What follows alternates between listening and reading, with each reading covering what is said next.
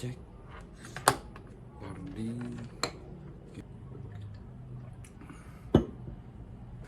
Lu percaya nggak kalau gue fanboy, Apple fanboy, tapi gue dikasih Android masih mau? Percaya? It sound right, boys.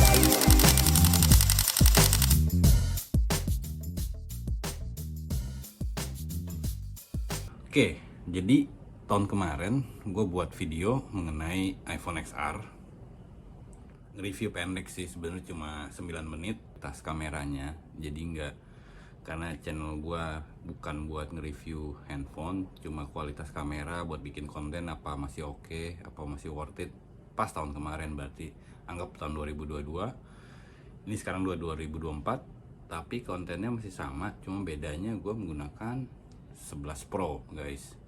11 Pro mungkin kalian udah tahu lah ya, harganya udah turun, udah keluar iPhone 15 sama tambahan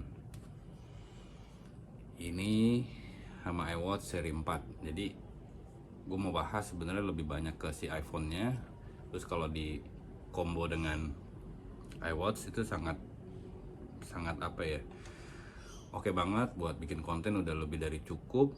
Jadi kalian bisa lihat, kalian bisa tahu posisi kalian di mana. Ini masih menggunakan kamera depan. Gua nggak tahu nih hasil suaranya masih oke apa enggak. Semoga masih oke ya, karena nextnya gue mau langsung aja pakai. Ini masih sama juga device gue yang gue pakai tahun kemarin untuk eksternal audionya. Dan bedanya kalau tahun kemarin shootnya itu siang-siang ya, agak sore, jadi masih ada cahaya dari luar. Ini gue malam dan juga masih belum lighting gue yang sekarang. Udah pakai Godox SL60. Tahun kemarin gue masih pakai lampu ini. Ini juga gue pakai. Nah, yang tahun kemarin gue menggunakan ring light yang di belakang ini guys. Semuanya pengaturan di pencahayaan yang gue pelajarin selama ini tuh bener-bener sangat pengaruh. Ini walaupun kamera depan udah settingan 60 fps 1080, bukan 4K ya. Kamera depan nggak bisa 4K. Kalau 4K di kamera belakang bisa untuk 11 Pro. Nah, jadi seperti ini hasilnya untuk kamera depan. Kita switch ke kamera belakang. Udah gitu kita langsung ngobrol-ngobrol. Gue nge-review dari sisi, selain konten kreator, dari sisi buat fotografi atau buat videografi. Gue juga bukan ahli videografer, lebih hobi foto-foto. Nanti gue kasih lihat juga di akhir hasil foto 11 Pro itu oke banget atau biasa aja menurut kalian, komen.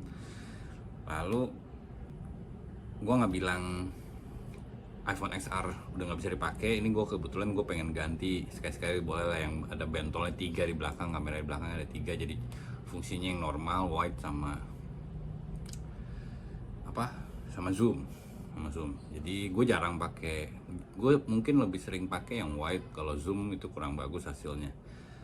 Oke, kita switch dulu ya ke kamera belakang.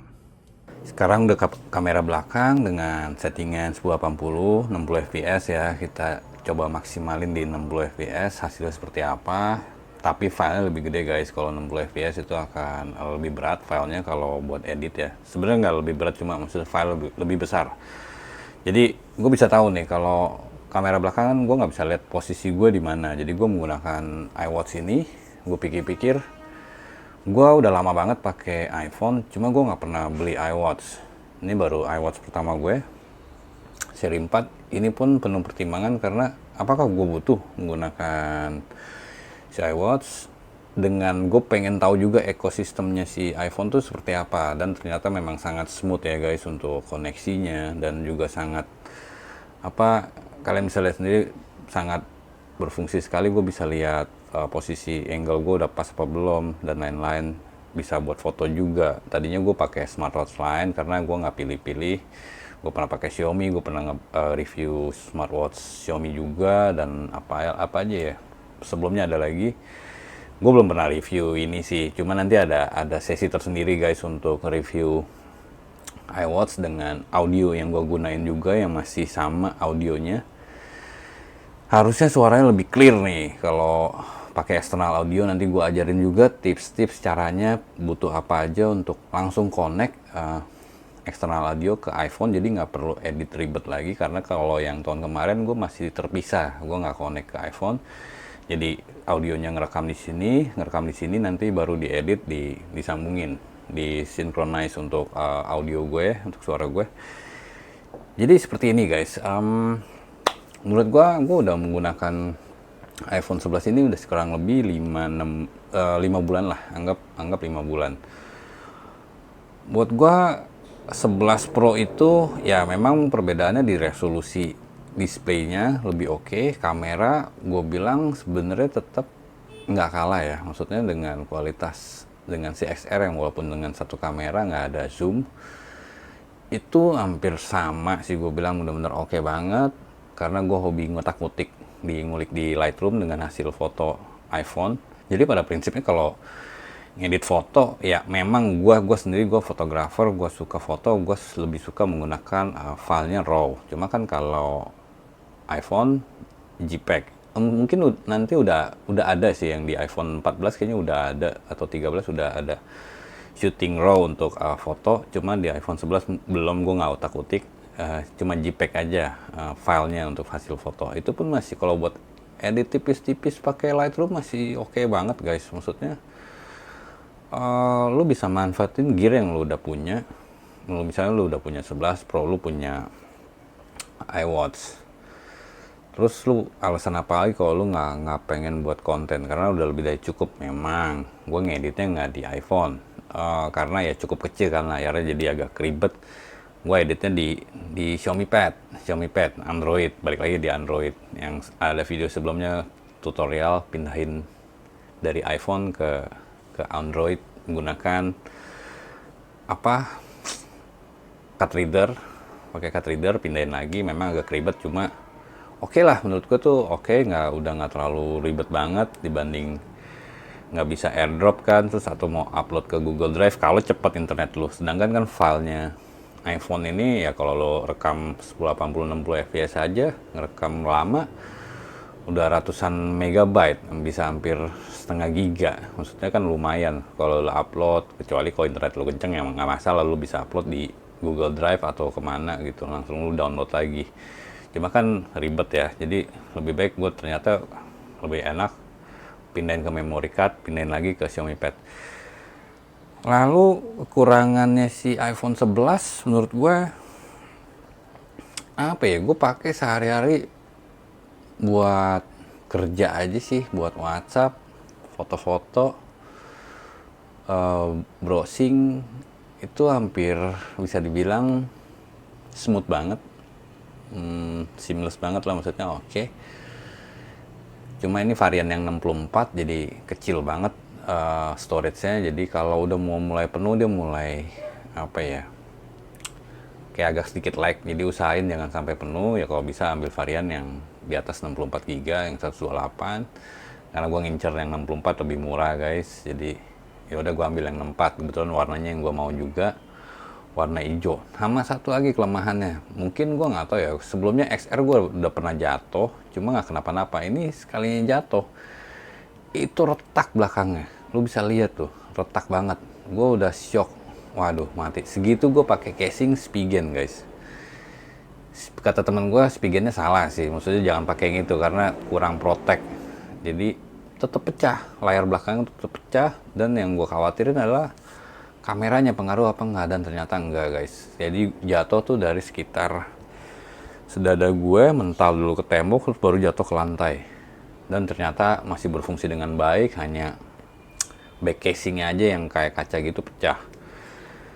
Itu kalau menurut gue salah satu pengalaman gue yang mungkin agak pahit sampai pecah gitu, sayang. Cuma masih berfungsi dengan baik sampai sekarang, masih oke banget. Jadi sama satu lagi tips, please, gue bener-bener mau share, jangan pernah beli iPhone yang black market artian bukan black market, iPhone Inter lah, yang bukan garansi resmi Indo, yang misalnya bukan dari iBox atau dari Era. Percaya deh sama gue nggak mau kasih tahu alasannya. Resiko kalian udah tahu ya, aturan di Indonesia pemerintah seperti apa untuk masalah IMEI. Gue nggak mau jelasin lebih detail, cuma saran gue carilah yang kalau mau second cari yang iBox. Ya memang lebih mahal, cuma lebih safe buat lo. Maksudnya email lu nggak bermasalah dan lain-lain. Gua nggak cerita lebih lanjut, itu aja yang gue mau sampein untuk saran dari gue kalau pakai atau mau beli iPhone jangan yang Inter. Terus apa lagi ya? Ini gue coba color grading ya. Gue udah lama nggak color grading karena gue coba ngeditnya juga di CapCut yang gampang aja, pakai yang gampang yang semua orang udah pakai. Gue pengen tahu hasilnya seperti apa. Mungkin nggak banyak perubahan untuk di color grading, mungkin seperti ini. Gue nggak tahu hasilnya oke apa enggak, tapi ya nggak apa-apa biar kalian tahu. Jadi kalau kalian yang nggak tahu gue siapa, nanti di akhir video lu cek ya, cek nanti video gue yang tahun kemarin. Karena ternyata gue nggak sengaja gue bikin video itu iseng, view-nya memang walaupun udah setahun tapi udah 16.000, kan channel gue kan kecil. Nah jadi gue mau nanya pendapat kalian nih guys. Kalau lu orang suka dengan topik gue kayak ngobrol kayak gini ngejelasin mengenai gadget, dan kalau video gue yang ini bisa tembus lagi sekitar 10.000 views, gue beneran deh, gue kayaknya akan rubah channel gue agak sedikit lebih condong, lebih banyak ngobrol sama tips-tips tipis-tipis sama tutorial, ngobrol santai kayak gini, ngobrol review jujur ya. Gue nggak mau dibuat-buat karena gue nggak di endorse, gue nggak dibayar siapapun, gue cuma nge-share aja apa yang gue alamin. Gimana menurut kalian? Maksudnya apa? Kalian boleh cek juga video gue yang lain, lebih suka yang mana, tolong komen atau share lah, bantu gue, karena kan nggak ada ruginya lu nge-share gratis, cuma forward, tapi itu sangat membantu perkembangan channel gue guys.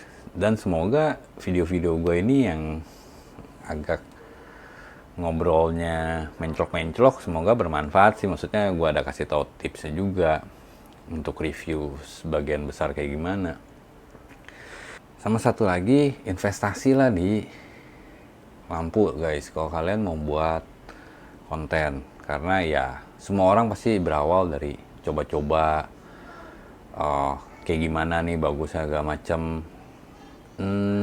Andai gue balik lagi, gue nggak mau invest yang macam-macam juga, gue langsung utamain gue beli lighting, beli lampu yang oke ya, minimal Godox lah, Godox apapun juga hasilnya udah oke.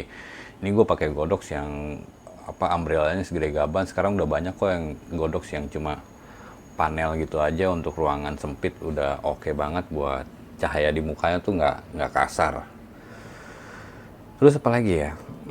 Semoga nggak ada yang terlewat sih kalau dari review gue yang video nyantai ini untuk 11 Pro. Dari sisi foto, gue kasih lihat ya habis ini hasil-hasilnya kayak gimana. Tolong di komen juga. Komen juga siapa yang pengen tahu gue bikinin tutorial untuk pakai Zoom H1n connect ke iPhone, dan lebih detail juga bahas iWatch dengan si iPhone, kegunaannya seperti apa, manfaatnya apa aja. Sebenarnya situ sih yang paling bermanfaat, lu bisa ngelihat posisi muka lu di mana, karena lu pakai kamera belakangan ribet.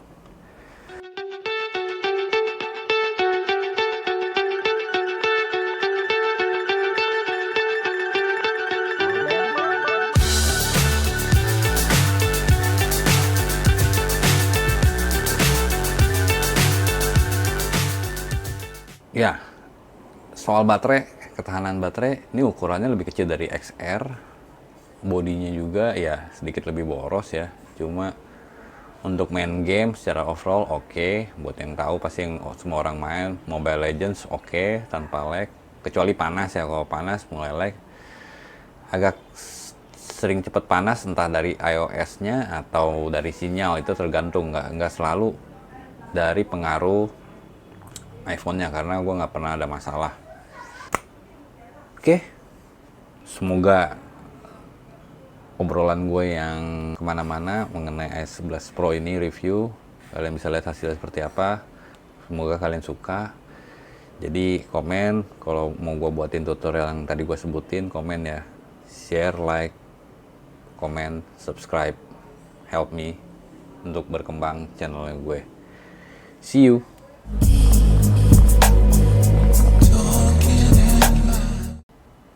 Lu tau nggak? Video gue yang terakhir tahun kemarin ada yang komen gue mirip Sule. Emang gue mirip Sule ya guys?